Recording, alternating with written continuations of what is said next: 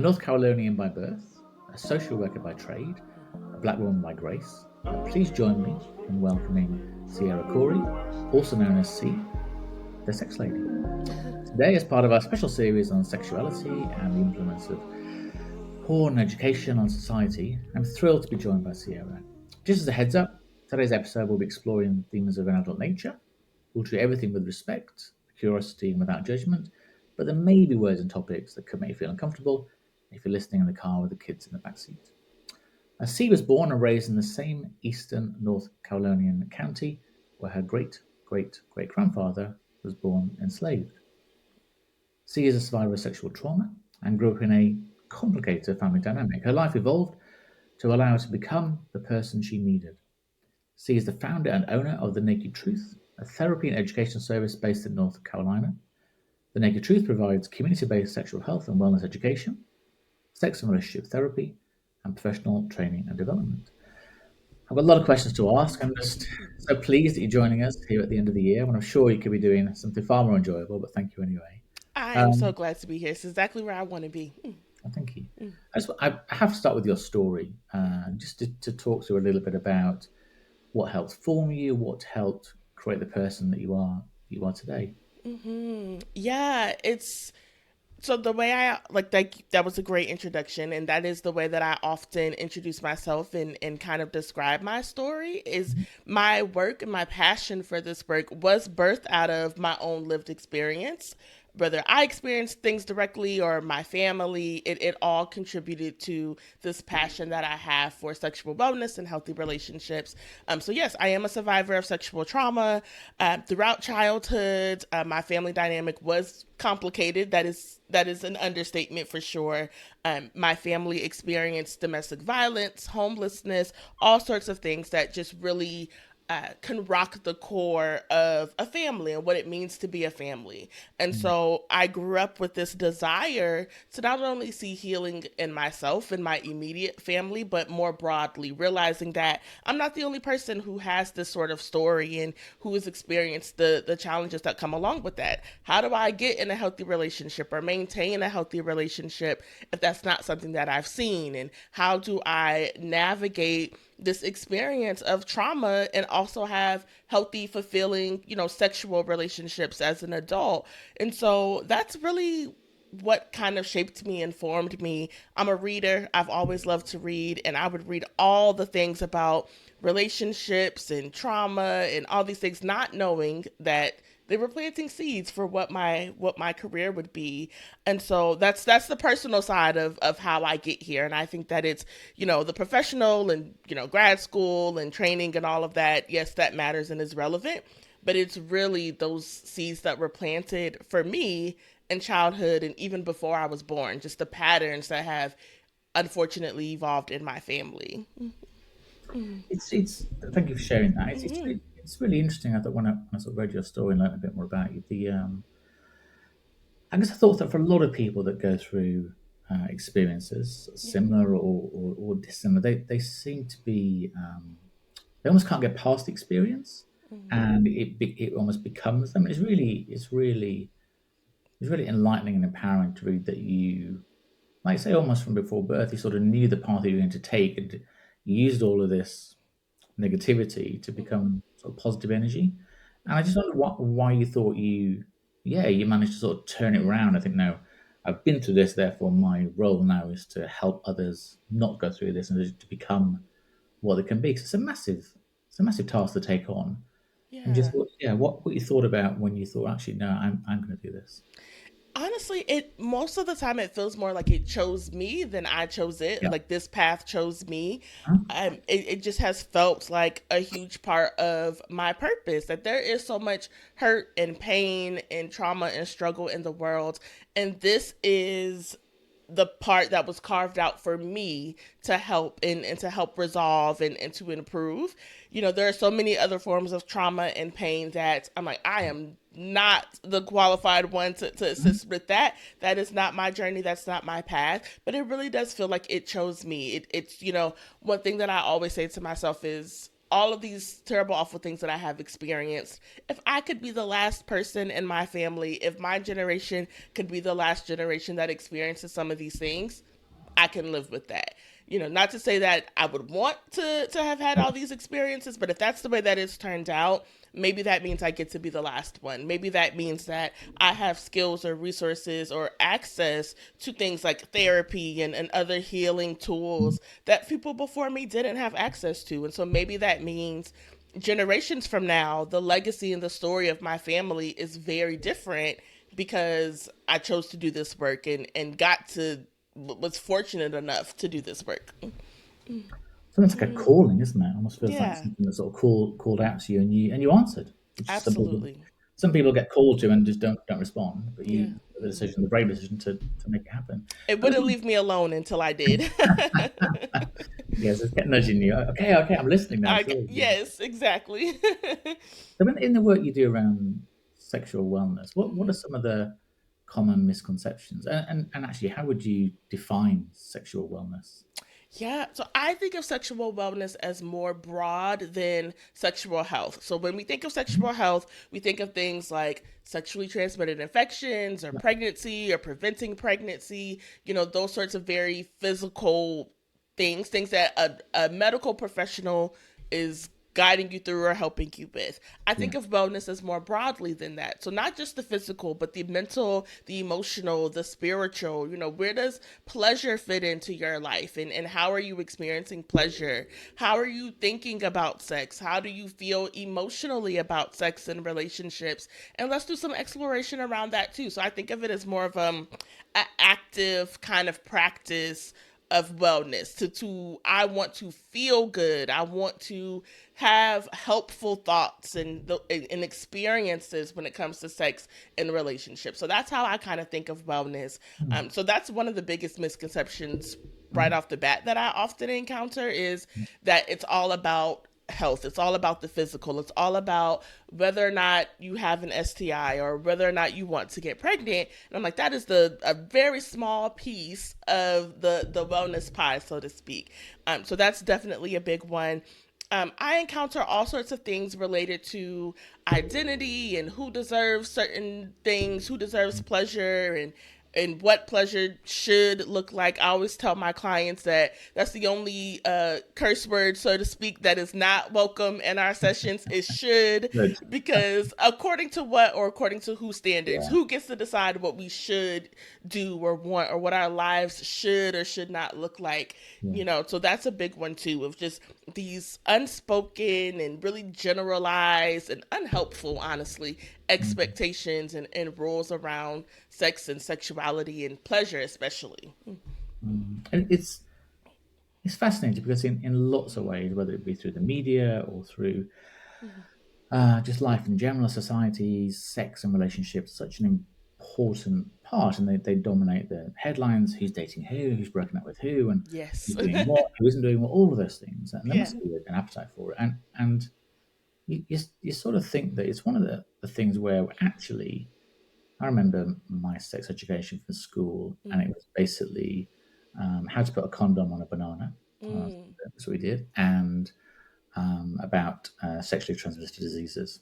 So it mm. was basically scaring us, really, as trying to have sex as late as possible. But Yep. that was it. There was nothing about the emotional side, or nothing really about relationships. It was more, Yeah. as you said, it was almost the technical aspects of sex. So this is Mm-hmm. what you shouldn't do, and this is what you should do. Yeah. And yeah, so for something that is so important, or so hyped and so often talked about, as some people feel uncomfortable with, comfortable with, Mm-hmm. we have very little training, really. We don't get taught or educated into what relationships really are, and what Mm-hmm. is a healthy or unhealthy relationship.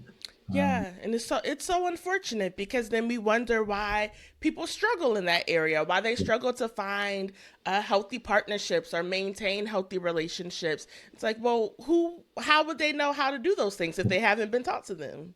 yeah. Mm, yeah. It's something that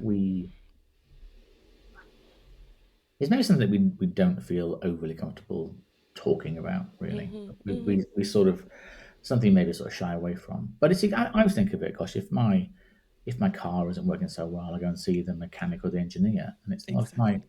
sex life isn't working well emotionally, surely I should go and talk to somebody. I can't Right. expect, I can't expect to heal it myself or fix it myself. I don't have the skills in that area. That's Right. yeah. Yeah. Yeah. That's And where I that think you come in really. In absolutely. And that is my goal, to make it as normal as taking your car to the mechanic, as normal as going to your, your doctor for an annual checkup. yeah. Let's have these conversations because it's Mhm. so important. Yeah. You're thinking about it, you're worrying about it. So why not talk about it? Yeah, and I think and it's one of the things that throughout the course of our life we might meet somebody when we're in our teens, our 20s, our 30s, our 40s, whatever, and we may stay with that person for 20, 30, 40 years. And Hmm. during that time, we're going to have erectile dysfunction, we're going to have menopause, we're going to have so many things that need to Hmm. be addressed. We're going to have times where one of us might feel more sexually desirable than another time, one where we Hmm. desire more sex than the other person does. And I think, yeah, Yeah. recognizing that it's not a relationships aren't a constant state, and we do Yes. need to and don't feel bad about the sensation that you need to work on a relationship. Yeah. People sometimes think, "Oh, I shouldn't have to work on it. If it's a good relationship, why do I need to work on it?" I really think Yeah. that's the wrong way of looking at it. So when people come to you, and it's a brave step to go and talk to them in the first place, Absolutely. what do they expect from you? Well, they probably expect you to go, "Ching, magic wand Yes. fix." That's always nice. But I'm guessing you haven't got a magic wand. I have Um, not, unfortunately, I did not yeah. have one. Yes. So what do they expect from you? What do you expect from them? Yeah, I do try to be very clear and direct about, here's what I can do, here's what I cannot do, here are my limits, here's where my expertise lies, and here's where it doesn't. So one of the first things that I tell folks, I usually do a free 15 to 20-minute phone conversation to see, are we a good fit for each other? Here's what you're looking for, here's what I can offer, do those things align? And one of the first things I tell people is, if you are looking for the quick fix, we're going to have one or two sessions or conversations and everything's going to be magically better. I am not the therapist for you. I am not the person for you, because that is not, like you said, I do not have that magic wand just yet. And so that is not something that I can do for you. But if you are willing to and wanting to explore what is under, I think of it this way. First, I want to know where we are, right? Like, what are your Yeah, current thoughts, feelings, experiences around sex and relationships? Then I want to know, how did we get here? What contributed to the ways that you think about sex and relationships? We're going all the way back to childhood. What was the culture of your family like? What were some of the messages that you received directly and indirectly about these things? And what are you carrying around in kind of your suitcase, so to speak? yeah, What of those things do you want to keep? And what of those things do we want to maybe toss to the side? So, where are we? How did we get here? And where do we want to go from here? Those are kind of the mapping questions that I use in my work with folks to help them and to support them. I do try to be very clear, again, this is not a magic solution. It is not a magic fix. I want to know what your ideal relationship looks like, what's getting mhm, in the way of you having that, and then we come up with a plan together to get you to where you want to be. And so, what I expect from my clients is uh, willingness to do the work. I do tell them, something as important to you as your relationship or as your sex life, why should it be easy? Why should something this important that holds this much weight in your life, why should it be effortless? I agree with you that I don't think that's necessarily the most helpful approach. We've heard our whole lives, anything worth having is worth working for. yeah, And so I think a healthy and fulfilling sex life and relationship definitely falls into that category. It's absolutely worth having, which yeah, means it's going to take some work, it's going to take some effort, and so I can't do that work for my clients, but I'm absolutely willing to get in the trenches with them to support them and guide them through that process. So I just expect them to show up ready and willing to do the work. And, they learn to expect from me honesty. I really want our sessions to be a safe space for mhm, vulnerability, and so I know that that means I have to make myself someone that is safe to be vulnerable with, and so that's what they can expect from me. That I'm going to do my work to make this space as safe for you as I can, and as conducive for the work that you're trying to do as I can. I like that a Mm-hmm. lot. Yeah. That's yeah. If that was me, I'd say yeah, sign me up. maybe I will after this call. But Yeah. no, I think Mhm. yeah, so much of that Mhm. is so true. I think if people come to it expecting a short fix, it's sort of almost the obvious thing as well. Mhm. This problem hasn't been caused in 2 hours. It's something Right. that is developed throughout however long. So, expecting X number of years worth of uncertainty and uncomfort and discomfort to be sort Mhm. of remedied in 2 half-hour sessions is not going to do it. And any Yeah. therapist that says it is, maybe you want to see somebody else. Mhm. One of the ways you describe yourself, which I really loved, was say Mhm. you're a black woman by grace. Yes. And how do, in your experience, cultural and ethnic backgrounds influence our views on relationships and intimacy? Is there a big difference between different people, different ethnicities, cultures that you see? Yeah, so what I found is there are a lot of similarities, right? Mhm. Especially if we're talking about, you know, geographical areas or folks. So I grew up in the southern United States, and so there is a long-standing history of race-based oppression Yeah. and strife in the United States in general, but particularly in the southern United States. And so that absolutely has shaped how I see sex and relationships. So if you know much about the evolution of sexuality and sexual relationships amongst black folks specifically in the US, you Mhm. know, from forced breeding during enslavement to all of these stereotypes and tropes about black women and black men's sexuality, from being hypersexual to, Yeah. oh, they just don't even think about sex, they're, too ignorant to even think about sex or relationships, all of those sorts of things. All of that shapes how parents are talking to their kids about sex, because I don't want you to be labeled in this way that people already, may have a stereotype or idea of you in their mind. And so I want to make sure that, you're not fitting that negative image, and so maybe they're a little more strict, and maybe they're a little more conservative in their approach about sex and relationships. If we don't talk about it, then you won't think about it and you won't get curious about it. That does not work, but that's the thinking or the logic behind that a lot of times. So your culture is going to influence what stories are told around you, what narratives are promoted around you about sex or relationships. Now, it doesn't mean that there are any, necessarily biological differences in how we think about sex or relationships. It is more of a, I guess, in that nature versus nurture debate, it is more of the, what does the nurture look like? What does your environment, your context look like? How is sex or relationships talked about around you? And I always tell folks, we don't necessarily get to choose what is imparted in us, especially as children. We do get to choose what we keep. So there may be some things kind of thrown into your mental or emotional backpack or suitcase that serve you really well and that are important to you. These maybe some family values that are really important to you to hold on to. And there may be some other things that it's like, yeah, that worked for my parents or for my grandparents, and it made sense in the context of the world that they were living in, but it doesn't make as much sense for me. Or maybe some of your values have changed, and as you've developed your own sense of self, and maybe you feel like, yeah, it makes sense that my mom or my grandparents thought about sex this way. That just doesn't align with the way I think about it or how I want to live. And Yeah. so it definitely shapes what you're taught, what you're exposed to. It doesn't have to determine what sex or relationships look like for the rest of your life, though. I like the idea of this sort of backpack or suitcase we take Mm-hmm. around with us that we can take things out of and put things into. Yeah. Because we're never going to carry the same backpack with us from teenage years to our elderly years, are we? We're always going to keep wanting to change things around and yeah, Yeah. understand why things are different. You learn more about yourself. You learn more about the world. The world changes in Yes. so so many drastic ways and so quickly. Especially changes really quickly, and so I think it's important to do some inventory. What am I carrying around with me? Do I want to keep carrying this around with me, or do I Yeah. want to toss it aside? Yeah. Mm-hmm. And when I was my daughter's age, sort of 16, 17, so Mm-hmm.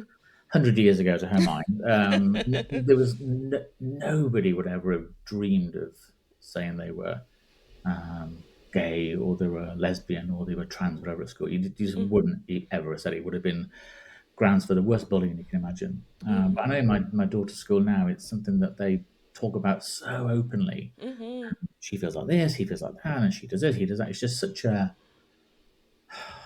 that's one of the big positive changes I think that people.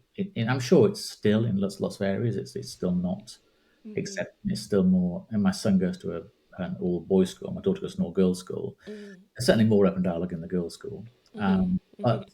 I think a lot of that has changed. A lot of things. The fact that our children now have something that I certainly didn't have when I was growing up was this sort of smartphone, and they have access Yes. to everything 24/7. And I wanted to touch on that for a second. So Yeah. when I was growing up, pornography was pretty much sneaking a glimpse at my older brother's Playboy magazine. Mhm. And you saw a sort of airbrushed naked woman. I thought, my goodness, she's got no clothes on. Oh my God, Mhm. have you seen this? Mhm. Mhm. And that was it. That literally was it. Yeah. Um, Now it's something very different. And I think the average age at which boys first encounter pornography is 11 in Mhm. Western society at a time before they really understand what relationships are really all about. Really, and I just wondered how you think that easy access to, I mean, almost literally any type of sexual activity that you can view without explanation. I wonder how that Mhm. impacts our expectations around, or our children's expectations around what sex relationships are all about.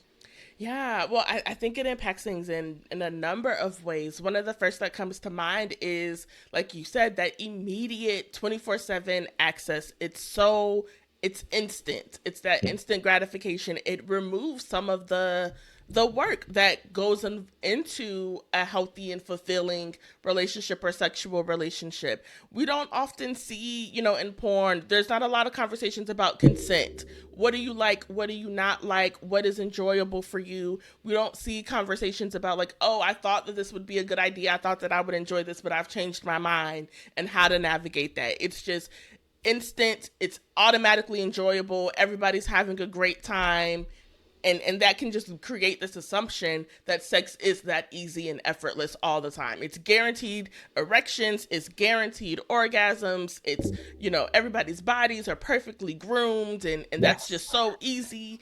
And so I think it can create some unrealistic expectations. I think the bigger challenge, though, is that accurate and helpful information is not as accessible as porn is. I think that that's the bigger struggle, because I think if we are teaching young people how to engage with different types of media, or how to understand that, yeah, this was not designed for your 11, 12, 13-year old brain to understand. This yeah, is adult entertainment. That these creators are making the assumption that you have certain information, that, the consent conversation is implied, or the, discussion and the process of discovering what's pleasurable for everyone involved is implied. You don't have those skills yet, and so maybe we don't want to engage with media that makes assumptions that are applicable to you. Let's focus on actually building those skills, so that when you are in these situations, those, how to actually navigate those conversations, because porn is not going to teach you that. It's meant to be entertainment, not education. And so I think if we let porn be entertainment, and we focus on helpful and comprehensive education, then it gives young people, especially, the resources and the skills and the tools to engage with that entertainment when they're ready to do so. yeah. Mm. I think certainly as parents, carers, Mm. educators, although we might find it an uncomfortable conversation for lots Yeah. for probably for historical reasons, it is a Mhm. conversation to have. And I had the conversation with my son, who's sort of early teens, on the assumption that he will have seen something, Mhm. and I had that exact conversation. So look, you recognise that it isn't normal that everybody has no hair on their body, that there's Mhm. normally two or three or four people involved, that they're all want to do everything together at the same time. It's all like this. You do, and he was very good, and it was a very good conversation. But I do Mhm. think, as you say, that you don't have to read sort of 2 pages of explanation before you get to watch something. You Right. you get straight into it, and I think Mhm. that's one of the challenges. And I've talked to people recently who's a really interesting lady actually, whose partner in his words, and I think her words, became addicted to porn, and she Mm-hmm. started a society project to sort of try and address that. And I just wondered how we mitigate that, or whether it's even a recognised addiction in the same way that alcohol and drugs and things are.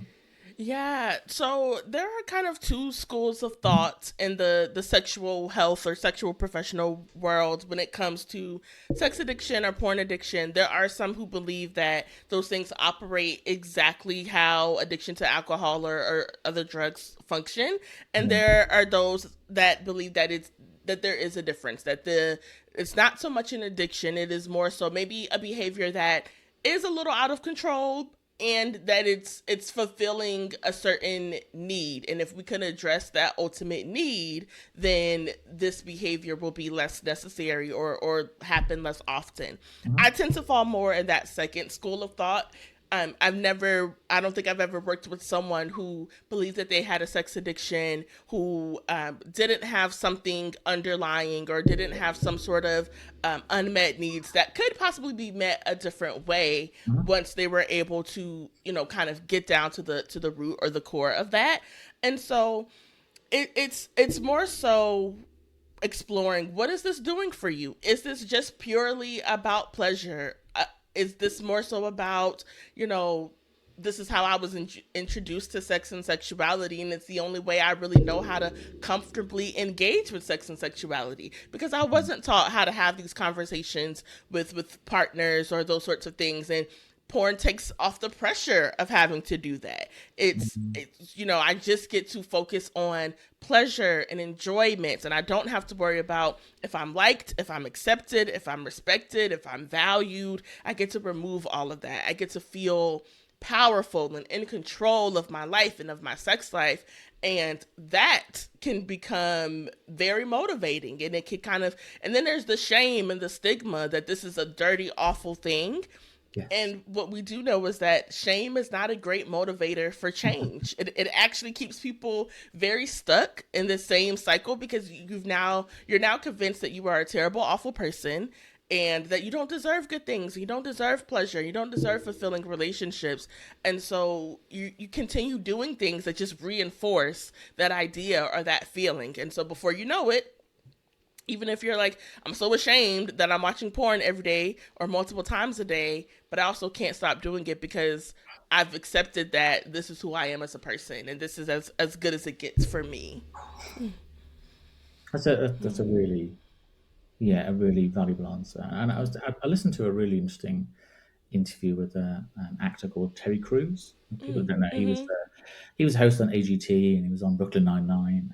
mm-hmm. He's a big, beautiful man, really, Yeah, really yeah. without no two ways about it. And he plays the flute as well. Mm-hmm. Yeah, but he was talking about, in his words, being obsessed with pornography, and he sort of Mm-hmm. said he could lose sort of 7 8 hours a day and on it, and Mm-hmm. things. And it was interesting because I thought, as you sort of mentioned at the beginning there, that initially when you encounter porn, it's a sort of secretive sort of pleasure, if you like, and maybe a Mm-hmm. guilty pleasure. But he Mm-hmm. described it as you did, that he almost became to a point where he'd watch sort of 6 7 8 hours a day on his own, and almost come to revel in the shame of it in a way.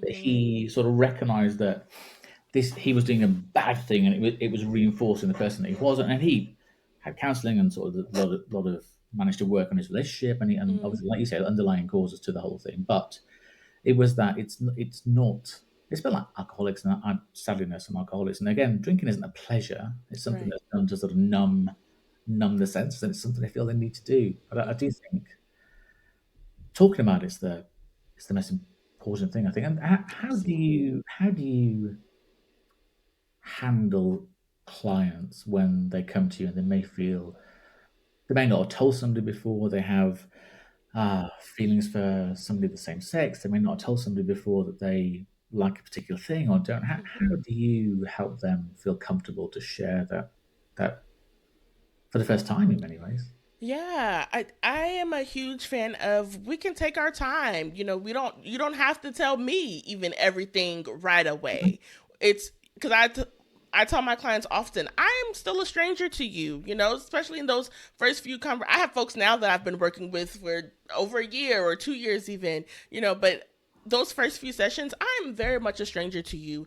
We're talking about things that we don't just, yeah, that is not dinner table conversation, right? Like, and so it's going to take some time to develop some comfort and some willingness to be that vulnerable. And so I always tell them, if I ask you a question and you're not quite ready to answer that, you can let me know that. That's totally Yeah. fine. We can ease into it. You know, it may I've had times where we take 2 or 3 sessions before they're like, okay, here is the real reason why I'm coming to you. I just needed to know that I could say this, that this really was a safe enough space for me to do that. And so I think that that's really important. Just giving yourself time, being patient with yourself, giving some grace, and understanding that if you have never had this conversation before, it is going to be difficult. It does get easier the more you do it. Doesn't ever mean that it is easy, just easier. Uh, the more you do it, and that it's okay to take your time with that. And especially if it's something that, you know, I need to have this conversation with my partner, or I want to have this conversation with other people in my life, Yeah. let's practice. Let's work out the kinks together. Because like I tell them, you're not going to embarrass me. You're not going to make me blush. So let's practice. Let's work that out together. And I'm okay if it takes us some time to really get there. I want you, you know, maybe not even, we don't necessarily have to wait until it's comfortable, but at least until it feels safe enough. You know, sometimes things can be uncomfortable, but it doesn't mean that they have to be unsafe. Once something feels unsafe for us, it's no longer helpful. It's not productive. We don't learn when we feel threatened. We're not growing when we feel threatened. We're just focused on survival. We're also not growing when we're in our comfort zone because we know everything already. There's no reason to grow. It's comfortable. But in between that, you know, panic, unsafe zone and that comfort zone, we have our stretch zone or our learning zone. And that's where the growth happens, where we get to stretch ourselves a little bit. And again, it might be uncomfortable, but it's not unsafe. No, I think Mm, when you said at the mm, beginning about one of the key functions you provide is to provide that safe space. mm, And we don't often have that in our yeah. lives, really. A space Mm-hmm, where we're not going to be judged or challenged, or we're just going to be listened to, and then we have the conversation. But I think, mm-hmm. yeah, and I've felt even in this half an hour conversation, I do feel very safe talking to you. Oh, And some of the thank things you. I'm asking you, I think, Mm, gosh, I mm, haven't been asked them, but I don't feel that at all. I think that's a real skill. So mm. no, that's something that I commend you on definitely. Thank you. Well, so we talked a little bit about people coming to you with difficult discussions, some traumas, etc. How do you avoid carrying us with you or becoming or them almost being absorbed? I was thinking, well, Mm. can you leave the room and then it's sort of left behind, or how do you make sure you aren't pulled down by some of the challenges people face?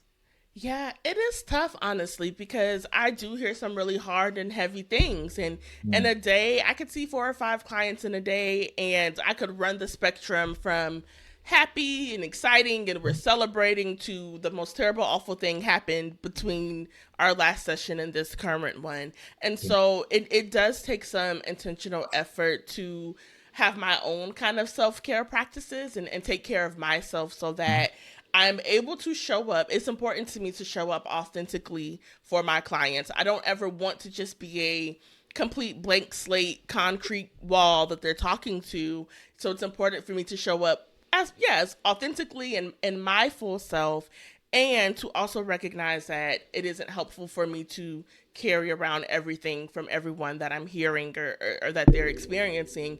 And so I try to, when I'm working, and when I'm not, I'm not.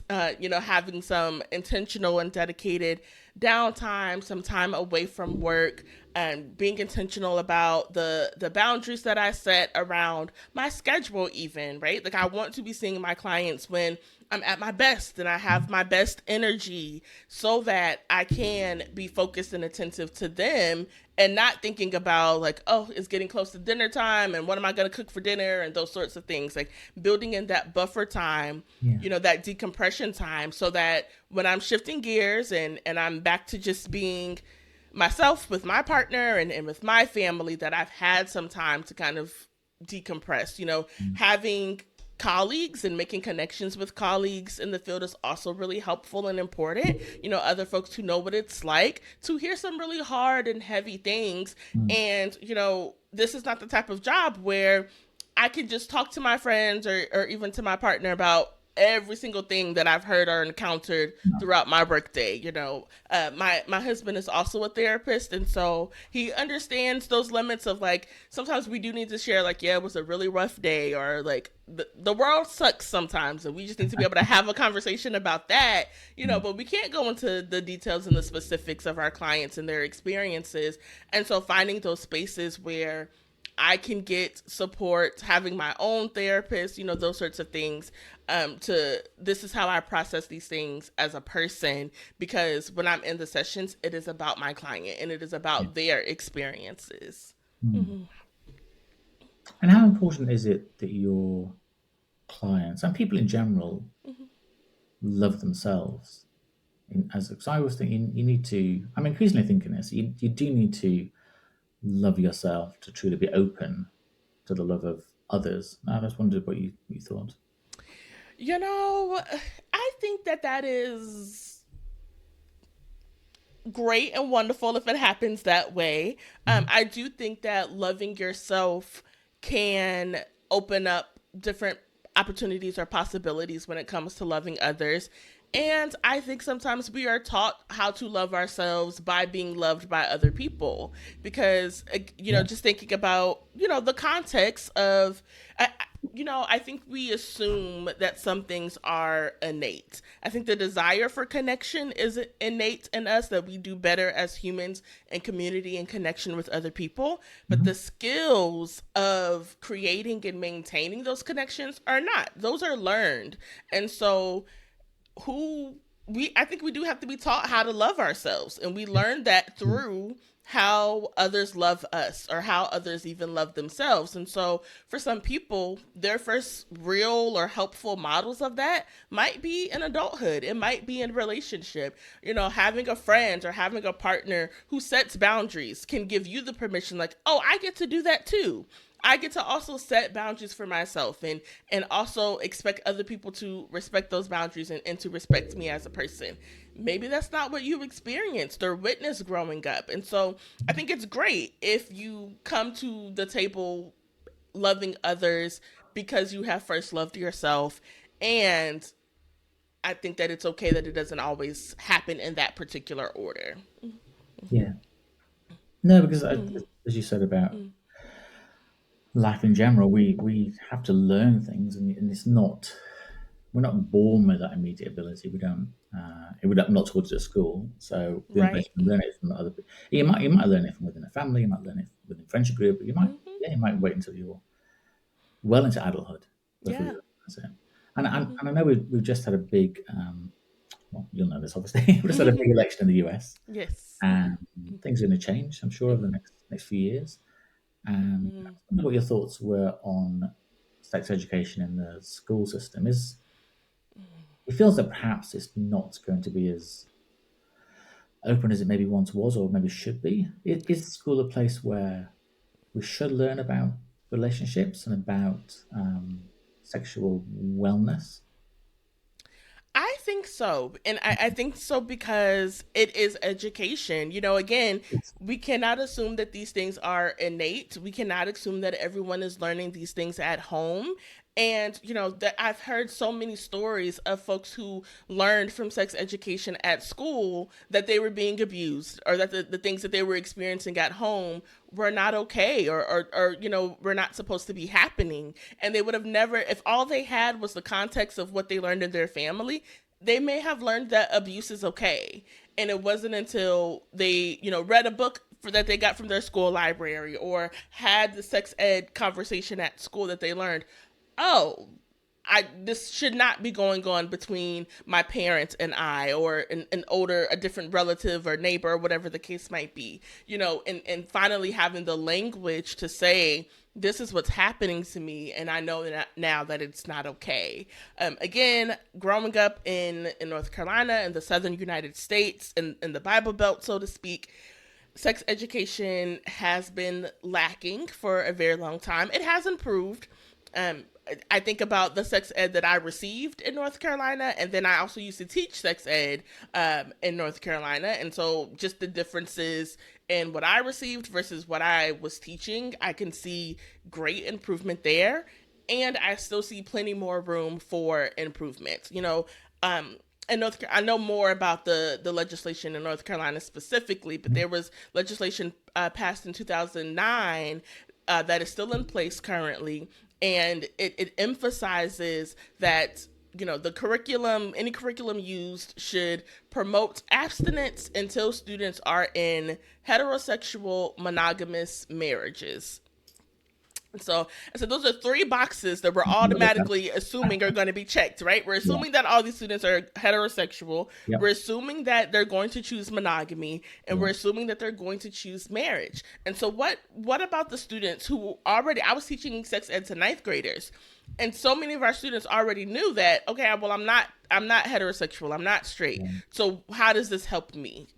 How do I protect myself from sexually transmitted infections? Mm. How do I explore pleasure and consent and have these conversations if the only examples I'm seeing or that I'm taught about don't even apply to me? And so I think that there is still a lot of room for growth when it comes to sex education in school. And I think it's very important that it is a part of the school curriculum, because not having it a part of the curriculum, I think, means making a lot of assumptions about people's home lives and the access to education they have outside of school.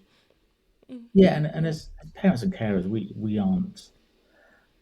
we're not educated in how to educate. We should be able to have a conversation, hopefully, and talk I about it. agree. But I think Yeah. if you're a sex education teacher or support or coach or whatever that goes into Mm-hmm. schools, you've been told how to approach certain things, how to talk about it. And I think this sort of notion of that a lot of politicians have, I think, generally, is that if we don't talk about it, it'll just go away.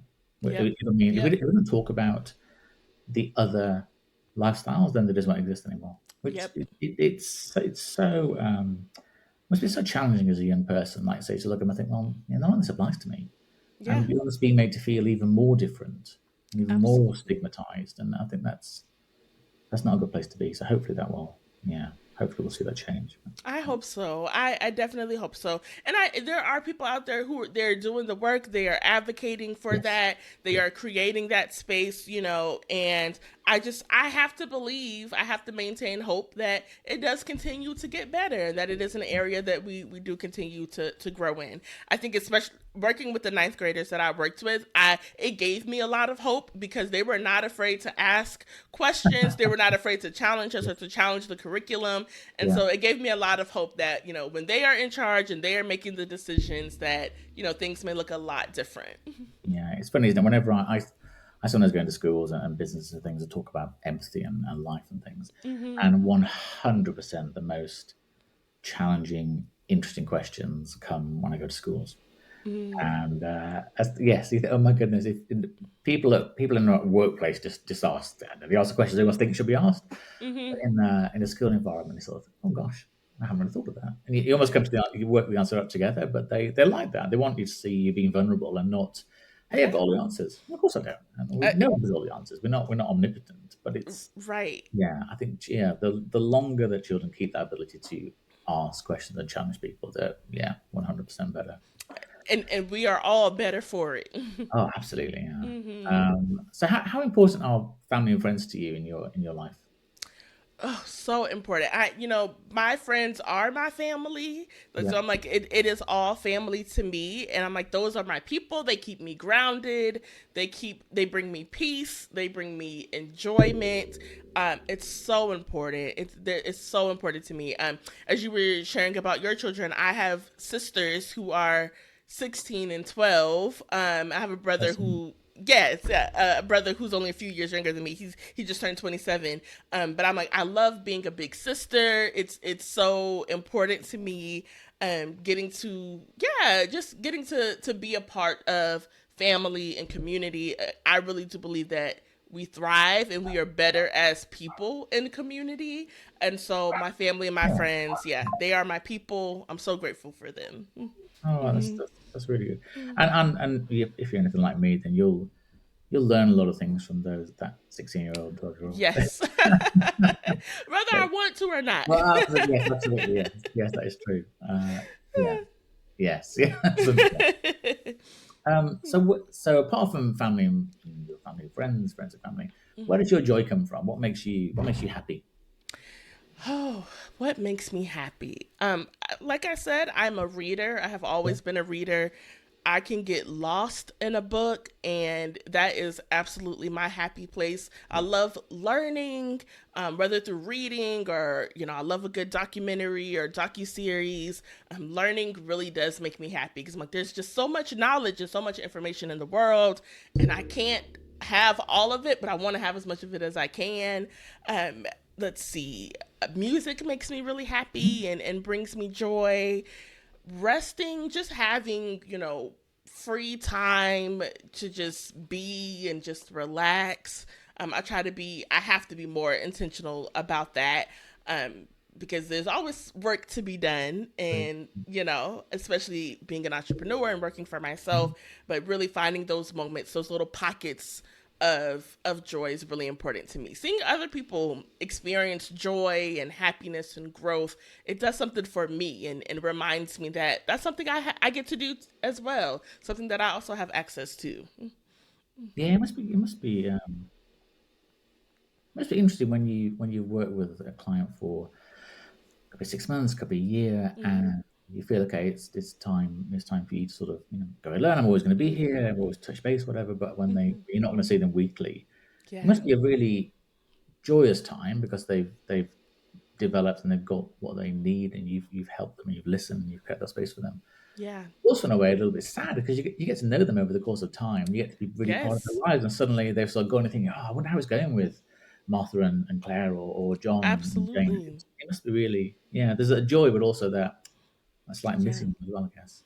Absolutely, absolutely. Because yeah, like you said, I learned so much about them, so much about Yeah, their lives. I mean, I learn about family members and friends that I will never, ever, ever meet, but I know their names and I know things about them. And yes, they definitely clients definitely do stick with me, and I think about them often, even when we're no longer working together. And sometimes I'll have clients reach back out and just to say, "Hey, just wanted to give you an update. Here's how I'm doing. Here's how things are going." And I do always really appreciate that. It is definitely a bittersweet moment. I tell all my clients in the beginning, I'm trying to work myself out of a job. My yeah, goal, absolutely. yeah, my goal is to get you to the point where it's like I don't need to be here anymore. Yeah, Like, it is, isn't it? Yeah. yes, that is definitely the goal, and it is definitely a bittersweet moment when that happens. Mm. Just very briefly on the reading and learning stuff, Hmm. you literally sound exactly like me. I always think if I had, I'd love another 24 hours in each day just to read and learn stuff. Oh, It was like you yes, said, there's so much out there. I'm never going to yes, get to learn all of it, but I can't imagine a day where I learn something new. And I've learned stuff new today. I mean, it's fabulous. But I yeah, find that when I'm reading a book and somebody's talking to me, I'm just not hearing. I'm literally in the book, whether it's fiction, yes. non-fiction, whatever it is. Such a I'm I am I I'm just feel captivated. Yes, weird. I feel so bad for people that don't love reading. You I just know, it can take you I anywhere. know. It can literally take you anywhere in the world or out of this Yes, world. It's such an yes, amazing. People that can write are just wonders, really. yes. And the final question, I don't want to take up your entire day, is what's next for you? What do you think your future holds? Oh, that is the $1 million question. I have been doing a lot of reflecting. It's that time of year, and Yes. I am figuring that out. What is next for me personally and career wise? I also really do enjoy writing. I always have. It's something that I've gotten away from in the last several years, just Yeah. being in school and those sorts of things. And so that is one thing that I'm committed to exploring more in the new year. So I'm not sure exactly what will come out of that, but I'm excited about that. I want to re I want to look at my work differently, and I'm looking at it from different perspectives and figuring out what's the next step or the next phase in this work that I feel so called to do.